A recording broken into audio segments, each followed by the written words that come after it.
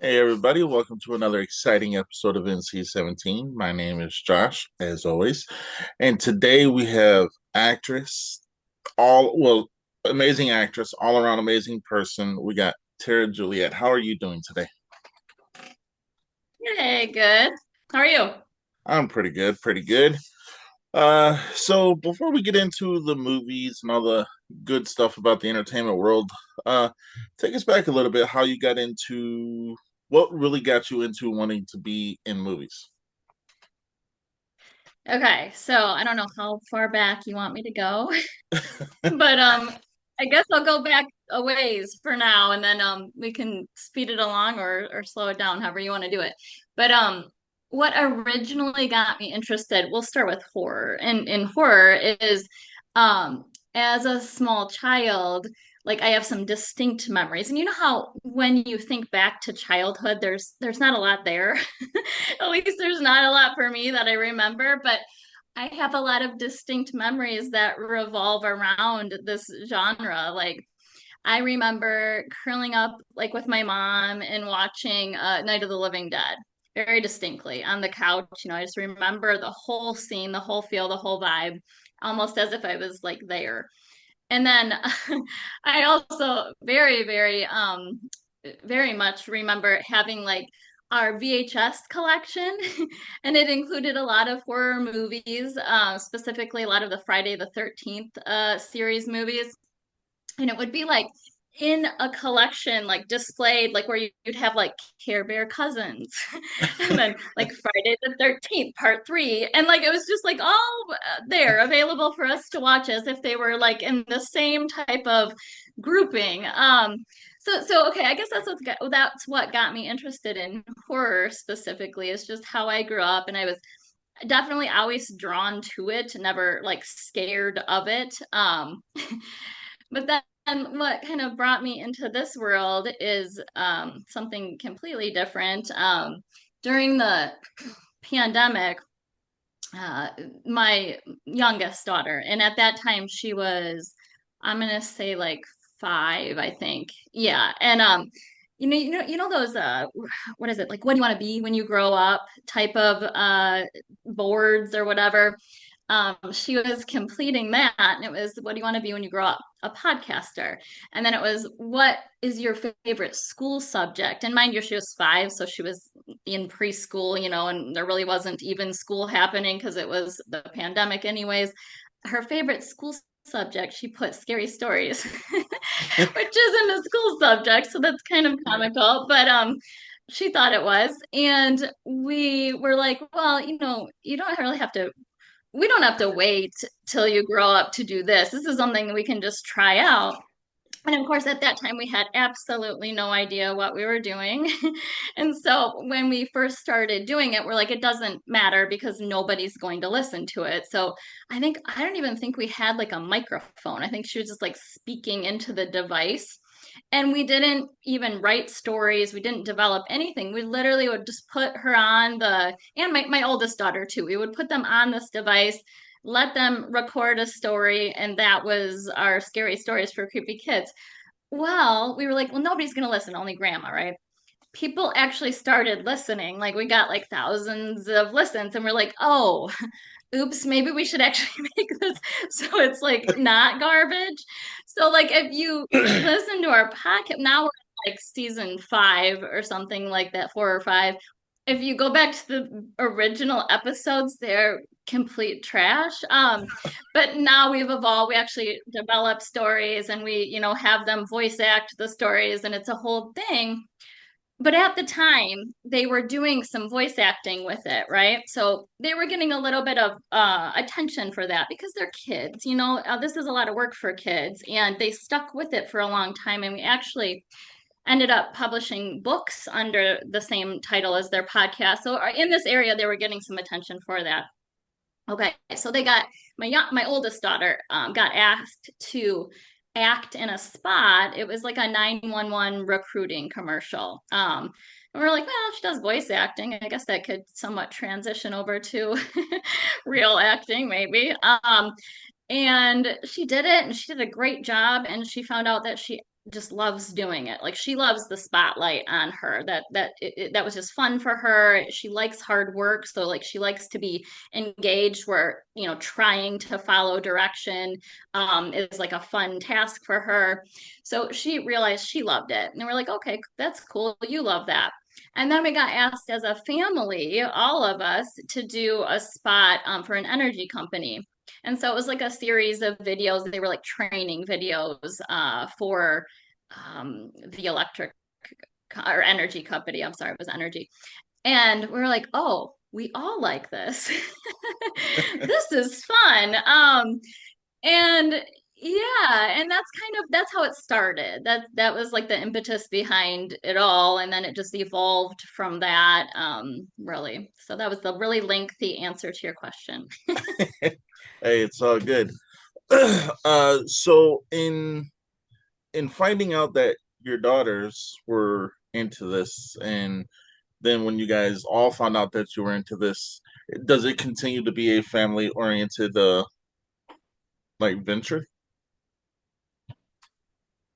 Yeah, it is and it isn't both. Like we do a lot of stuff together. Like we get booked doing like family lifestyle ads, where like you're not really acting. You're more so like I mean, you kind of are because it feels awkward if you don't act a little bit, but they're like, okay, go play in the pumpkin patch and pretend like you're picking out pumpkins, or go in the store and look at this apple pie and get excited about it.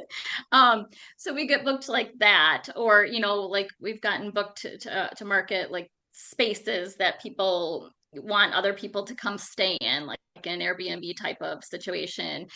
So we've gotten booked like that as a family, but in terms of like the films that we've done or the commercial work, a lot of times it is siloed or independent. There's been a couple, one or two, no, I can't remember. I know at least one time where I've gotten booked on a movie with my younger daughter. So that was fun. But I can't think of right now off the top of my head any other movies that we've done together. We've done a bunch separately, but not so much together. Oh yeah.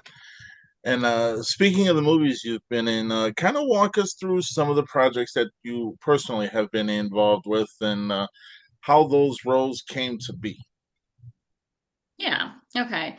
So I think was it the first one? I think the first film role. So we'll just set commercials aside and that. But the first film role I did was Uper Frankenstein, which is, if you are familiar with the Upper Peninsula of Michigan, they call themselves Upers, so hence Uper Frankenstein. And how that came to be was I was actually reaching out to the producer and director asking if there was any like kids roles because I was looking for Ayla specifically for my older daughter. And they were like, "No kids roles, but you're welcome to audition if you're interested or something like that." And at first I'm like, "Oh no, I'm not going to audition. This isn't my thing. This is her thing." Because this was early on, right? It was a little while ago at this point. So, um, and then I thought about it and I'm like, oh no, I like doing commercials. Why wouldn't I like doing this sort of thing as well? And so I did an audition and I didn't get the role that I auditioned for, but they were like, we like you. How about just this, kind of day player type of role? And I'm like, absolutely yes. I will do that. And so I did that and it was just super fun. So yeah, and that's a great group of people too. So I think I had a really good experience just working with some really good people.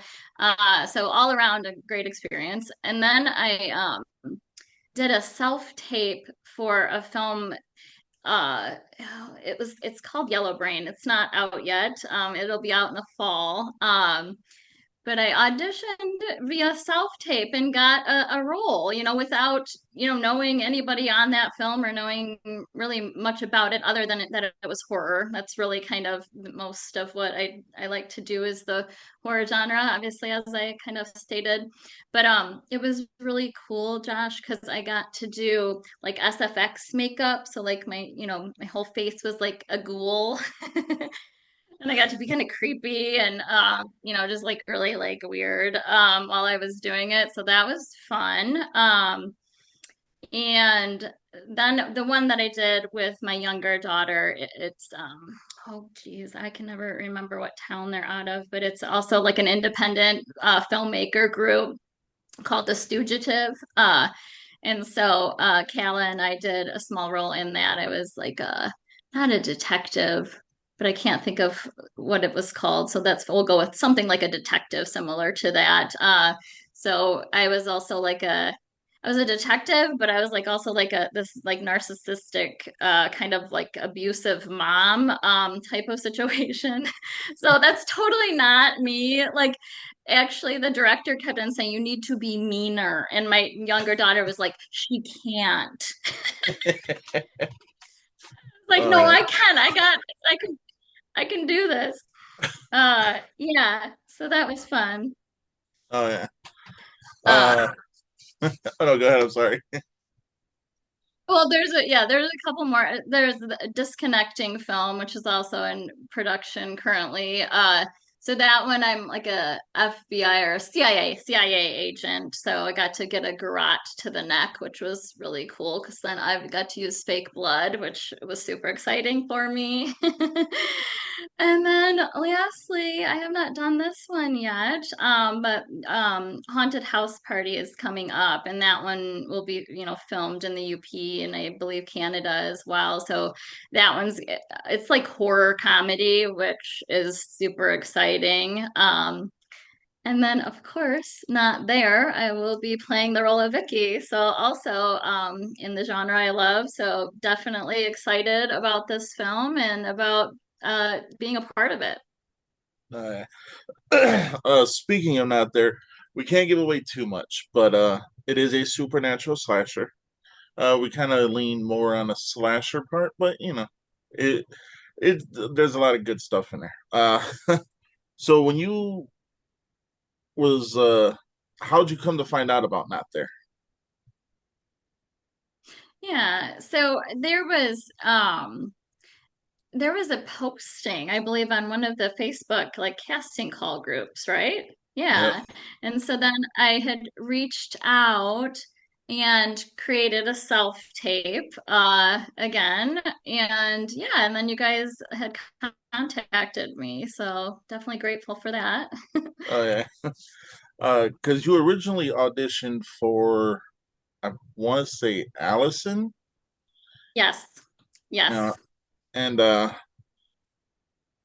mean, we wound up going with someone else for Allison, but we weren't going to pass up your talents because your self tape was very impressive, and I was talking to some of the other producers and stuff, and I was like, we have to have her in some way. And I was like, all right, because originally Yay. the character of Vicky wasn't going to be brought in until part two, but I was like, Yep. nope, she's got to be in part one. So I Yay. quickly revised it. It was like, bam, she's in part one. Good. And uh, I am so happy about that. so spoiler alert, you have a bigger part in part two. Yeah. Yes, also excited about that as well. Oh yeah. hmm Uh, so with being in horror, particularly, I actually got that word right. I'm so tired. uh, what is it about the horror genre that draws you to that genre?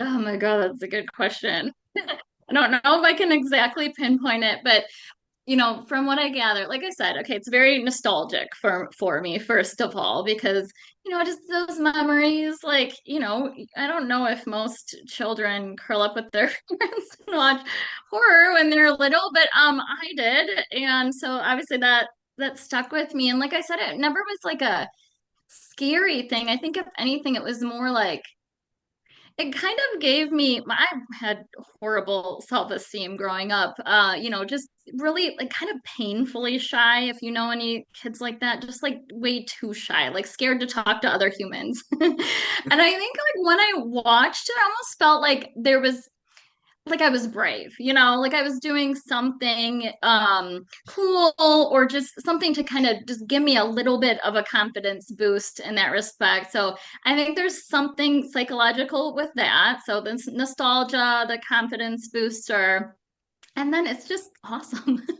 I don't even know how to explain it. I just love it. And like all of it. And I'm a relatively normal human being, but like just watching the different unique kills and stuff like that is fascinating. Like even with like the what do you call it, like body horror, like I think Terrifier would be maybe in that area or that subgenre. I'm not sure, but where like these kills are like really bizarre, almost like hard to watch. It's still like, wow, that was really cool. So yeah, so it's just fascinating, confidence builder, nostalgic, all the things. Oh yeah. Uh, well, I'm actually exactly like you because when I was younger, me and my mom, actually me and my whole family would sit there, me, all three of my brothers, my mom, just everybody, and we would watch these horror movies. Like I remember growing up watching Freddy Krueger, Jason Voorhees, but the one that stuck out to me the most is Sleepaway Camp. Like I know that movie Oh. front to back and back to front. So How I, can that not stand out? oh yeah, The ending. yeah, exactly. I mean, imagine being a 5-year-old boy and seeing that, and then all of a sudden it's like, that's not natural. No, Yeah. not at uh, all. so let's kind of go a little bit into the other genres that you would like to work in. Hmm. Yeah, I just, well, not to beat a dead horse, but definitely just primarily drawn to horror. But within that, I love horror comedy. Like, you've seen like what is it? Dale and Tucker versus Evil, where there's a lot of really cool kills, but it's a funny movie. It's not like a scary movie. And I remember this is also like a blast from the past because this would have been, I think, the 80s, I want to say. But do you remember Attack of the Killer Tomato? Yes. Tomato. Ridiculous. Like I love that ridiculous horror comedy type of subgenre. So I guess that does kind of transition or cross over into comedy, like comedic types of roles. I don't know. I haven't really, other than The Stoogative, I haven't really done anything in that area. So I had kind of a little taste of it. And I liked it, but it was more challenging, I found, than horror, just because maybe I've seen so much horror, so I just like know. I just know I like sucked it in because I'm like really self-aware too. It's like sucked it in. Like, how would somebody acting in a horror movie look, or what would they do? Oh, I know because I can pull from this movie or that movie. Whereas I haven't seen as much comedy, and I've really seen almost no like drama or anything that's going to make you cry. So that would be a little bit more challenging because I don't have a lot enough to pull from other than personal experiences. I probably have so many emotions within me that I could pull from, but I would have to study those types of movies to understand how to play more of like a dramatic role, if you will. All right. Yeah, so I guess horror and comedy. All right. I'm right there with you, but my wife, she's like, she loves those rom-coms, she loves the drama and all that. So, what? I mean, she also loves Disney. I mean, anything Disney coming out, we're seeing it. So it's kind of like a catch as catch game here in this household. It's like she'll watch a horror movie, I have to watch one of her movies, and I'm like, so it's a good give and take. So I mean, but I own so many movies, I probably can never mind. I own a lot of movies, but anyhow, so what would be what are your hopes for not there? What are your hopes and expectations? I mean, honestly, I've seen the script and obviously we won't talk about that, but I know it's going to be good. So it's got all the elements that you want in this type of movie, so it's going to be exciting to watch. And I guess that's the biggest thing, when we're watching it like when it's released and we're watching it like as a cast and crew. I just want us all to be excited because that's it's a great movie. It's going to be a good movie and it's going to be exciting to watch. And I just hope other people not associated with it when they're watching it that they're excited too and thrilled from it since it is like a thriller type of movie and I'm sure people will be because it's a great script. That's where it all starts, right? Oh yeah. Well, I appreciate that. Thank you. Uh, so we've all had time to kind of. It's been a minute since casting has happened, and we've all kind of had a chance to just look at who's involved with this film. And I don't want to like ask who particularly you're most excited about, but who are you? What characters do you think are going to mesh? So, I don't want to say that neither because it's going to be wrong. Who are the people you're most excited to meet? Not just work with, but just to meet. So I think just for me personally, it's like the younger the younger ones or the specifically the young I don't know if we're saying names, but the younger actress who's taking basically the lead role. I think that's really cool. I don't know if it was on the podcast that I think it was on the podcast they did on your show where they were kind of saying her mom was with her and she was mentioning, how she had, kind of struggled with interactions with other kids and whatnot. And I just fully could relate to what she's saying. I mentioned earlier how just I did not have a good self-esteem growing up and it was hard to talk to other humans. I don't know why, but it was. And her mom was kind of sharing some of that and how doing this sort of thing really helped her open up and she thrives in this space because it's different. There is something different about it. My older daughter was mentioning this too because she was like, I don't like speaking in front of the other people. And I was like, that's interesting. I'm like, because you like playing the lead role. She just wrapped, I don't know, a couple months ago, and she was the lead in this short film. And I'm like, that's interesting because you thrived as the lead. And she's like, totally different, mom, totally different. And I'm like, yeah, I guess I understand what you're saying. If I'm up there giving a presentation in front of people, it's just a different type of vibe than if you're acting as the lead in a film. So I could understand what she's saying. And I guess that young girl was kind of her mom was explaining that about her, and this has just really helped her open up. So I think that this is really cool, and it really like resonates and makes sense. And I can't wait to see her, do her art. Oh yeah. Uh, so I've actually had a chance to pretty much talk to everybody. I mean, everyone's going to get their own interview, but I've had first hand conversations with everybody, and it's funny because a lot of people are saying that the younger cast, because we got two minors. We got Jaslyn Hetler, and then we got Zoe. I don't want to butcher her last name, so we got Zoe, Mhm. who actually she Yep. plays your sister Dee in that there. Uh, Still Yep. waiting to get them on the show.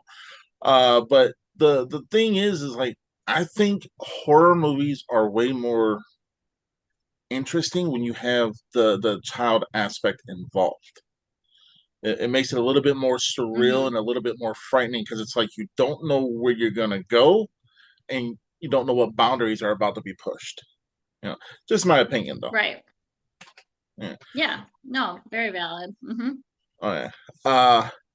So with not they're going to be filming in November. It can get cold here in Michigan, but luckily here in Michigan it hasn't snowed until January most of the time. So I mean, we got that going for us. Hmm. uh, what are your hopes for your character alone? Oh, turning it back to me.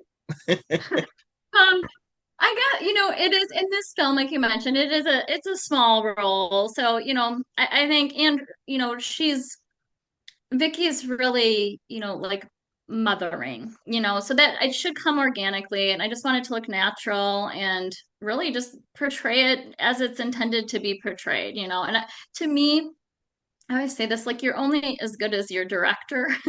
You can't see yourself. So like you have no idea if you're looking good or not. So I'm confident in you and the team that you guys will keep everybody on task, making sure that they're portraying it how it's intended to be. And I guess that's the biggest thing. I just want to portray it as it's intended to be so that this translates over in that warm caring type of character into the second film, and that's the biggest thing. So I really need you to help me. Oh yeah. Uh, so here's a question I've asked on a couple of people. What is the soundtrack to Tara's life, to your life? Oh no. Oh boy, I don't know. That's a great question. The soundtrack. Oh, I don't know. You stumped me. Because I guess what's going through my head is it's been so like, this. Like I had a lot of not so great experiences kind of growing up, just more related to like very, like I said, very poor self-esteem, very terrible body image, and I had to overcome all of that. So like my brain goes into like, is there some sort of like inspirational soundtrack that I could pull from? Of course, I'm blanking on what that would be, but and then, now I'm more like stable and I'm a creator. I like to create. So like then my brain goes to like what is the most creative type of song that I can think of. And of course, I have those two things in my head, but I can't for the life of me think of an actual song. So yeah, I guess something inspirational or something creative. Oh, yeah. Hey, that's awesome. I mean, sometimes the best answers are answers that you can't answer. Yeah, yeah, yeah. Yeah. You know, so I want to go a little bit into your audition because me and Amanda Howell, who pretty much has been with me since the beginning, we were both kind of going back and forth, and then we talked to Shannon, and all three of us were going back and forth, and you know, I was like, yeah, no, there's something about the way you did that audition. It was like it was so on point to where we knew we had to have you in the first one, Mhm. and again, like the character was only going to be in part two and go from there if she survived part two. I don't want to give away nothing. So, but I was like, and then also the character D was going to be in part two. I was like, all right, so how can I make this be organic? And I was like, okay, they come and pick up their cousins, which remarkably are two sets of sisters, one older, one younger. That was by design. I'm not going to tell you why, but Okay. Secret. it does play into the psyche of part two a little bit. I will give you that. But your Okay. audition was flawless. It was phenomenal. Like hands down. Oh, thank you. You know, I mean, Amanda actually watched it first and then she goes, "We got to get her." I was like, "Let me watch it first." But when I watched it, I was like, "All right, you're right. We got to get her." But I want to tell you, at least from me, I can't speak for everybody else. I'm eternally grateful, and I thank you for auditioning and accepting the role that we wound up asking you to take. Because again, you did audition for a different role, But yeah, you'll like this role. I think you will. Oh yeah, no. Like I said, I'm absolutely very excited and I am grateful to you guys. So the feeling's mutual. uh, I will say though, I did not know that your daughters were into acting also. So now I might just have to have them in part two. You never know. Oh yeah, yeah. They would love that. Yeah, you let us know. I can definitely send along demo reels and all the things. Yeah, Oh yeah. yeah. Uh, so what advice, especially you being a mother, what advice would you give to anyone whose children are wanting to get into the industry, but also who are also wanting to get into the industry themselves? What advice would you give them? Yeah. I think the biggest thing is just to find her inner confidence. I know it sounds kind of like cheesy or whatever, but it's like it's really true. If you're interested in it, and I guess this is the other thing, because I tell my girls this, like you can act confident even when you're not confident. So sometimes you have to act confident until you gain your confidence in it. And that's probably the biggest short and sweet thing. You can act confident even if you're not, especially if you're a good actor, right? Very So true. there you go. Uh, well, I want to let you know that when I was younger, in my teens and stuff like that, there was quite a few years where I was not always the one to go out and talk to people. You know, Hmm. it took one conversation with my mother for me to put myself out there. And she said, they're going to either accept you or they're not. It is your choice Yeah. to allow them to accept you or not to accept you. Because at the end of the day, Hmm. you are the one who's living your life. They're not living it for you. And I was like, Right. that is so profound. I carry that with me to this day. So, I mean, I Yeah. trust me, I'm with Yeah. you. No. Yeah. Yeah. It definitely like had been a huge struggle. I think one of the things, this is of the same vein of what you had said, but one of the things that helped me when I was just not able to, get over this, like I'm not pretty enough, I'm not good enough at everything, I'm not this, I'm not that, was just somebody had told me, and it was like a friend from high school, and it was a whole long story. We ended up doing a workshop together, but anyways, yada yada. What she had said was related to value specifically, and it's that your value is in no way, shape, or form based off of what other people think of you, how you compare to others, or what your appearance is. And that's true. Your value is internal, right? It's internal, it's inherent. It's not based off of if, Joe Schmo on the street says, oh, you're good enough. That's not what your value is based off of. And I was like, oh, you mean like I can just tell myself that I'm enough and then like that's a thing? I don't have to like base it off of what that person thinks or that person thinks. And it's like, that's actually true. No, like how I look, what they think, that has nothing to do with my value. And it was kind of like this epiphany of Oh yeah, like, wow, that makes sense now. So, oh yeah. Uh, so we're getting near the end of the show, but I do want to give you the floor to plug your socials if you want people to reach out to you or not. That's entirely up to you. Plug what again the projects you got coming up, and just plug anything you want to plug. Anything.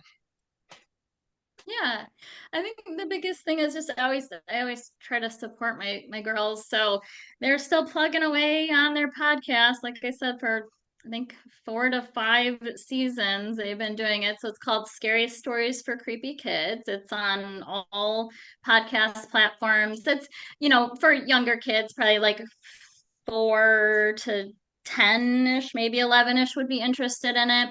But we've published 2 books and then one do-it-yourself journal of the same title, Scary Stories for Creepy Kids, and they're all available on Amazon by searching Scary Stories for Creepy Kids.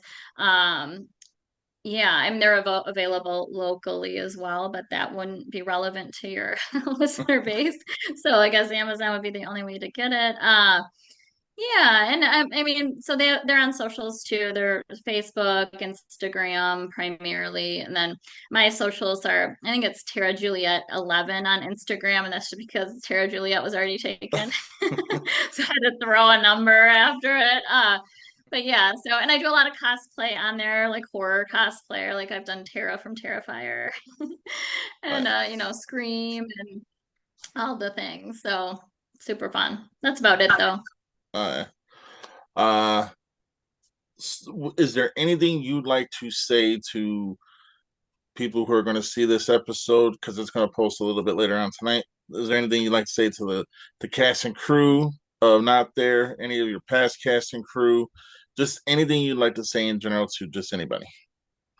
Yeah, just in general, I'm very grateful to have found this, hobby or side job. And I so far have been really fortunate to work with all great people. Like every single one of them. I should knock on some wood, shouldn't I?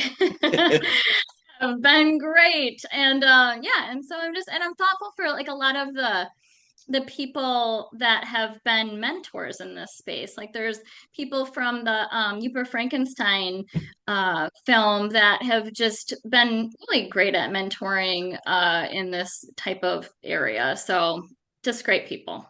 That's about it. Uh, all right, please do stick around because after we end the episode, I do want to talk to you for a couple minutes if that's cool. Yeah. Uh, I want to thank you, Tara, for coming on. You've been a rock star, an all star, any kind of star except for a falling star. Love it. All right. Until next time, everybody, stay NC-17.